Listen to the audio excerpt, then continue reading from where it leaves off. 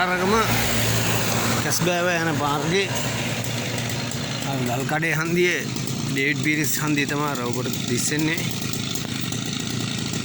මේ තියෙන ගල්කඩේ හන්දිය. ඒ ගල්කඩේ හන්දියේ බණ්ඩාරගම ඉඳන්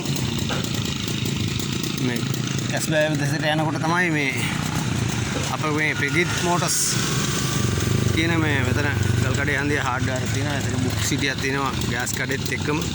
මැද්දේ තමයි මේ අලුතෙන් මේ ප්‍රිගිත් මෝටර්ස් කියලා මේ යතුරු වැඩි අලුත් වැඩියා කිරීමේ කාර්මික ස්ථානයක් ඉදිකිරීමේ නියමිත ඒකේ තනකොළ කැපීම තමයි සිද්ධ වෙන්නේ. මේ ඒත් එක්කම හෙට දිනේදී මේක ආරම්භක උත්සවය කරනවා. ඒක නිසා ඔබලාගේ තියෙන සියලුම මේ වැල්මිල්ල කැස්බෑව බණ්ඩාරගම ලංකාව ඕන තැනක වුණත් කමන්නේ මේ ස්ථානට රැගෙන එන්න පිටින් පස්සේ අල්තෝඩිය සඳහා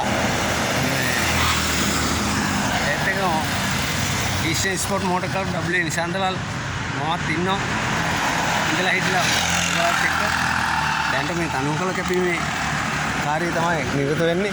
මේ ස්ථානය තමයි මේ තියෙන්නේ. නැවතවරක් කියන්නම් කැස්බෑවේ සිට බණ්ඩාරගම දෙසට යනකොට මේ අර පේන හන්දි තමයි මේ ගල්කඩේ හන්දිය. ඔය කවුරුත් දන්නා ස්ථානේ ගල්කඩේ හන්දියේ අසල තමයි මේ ස්ථානේ පිටා තියෙන්නේ.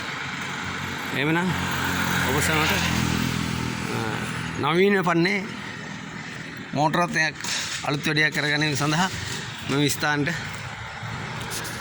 පැමිණෙන්න.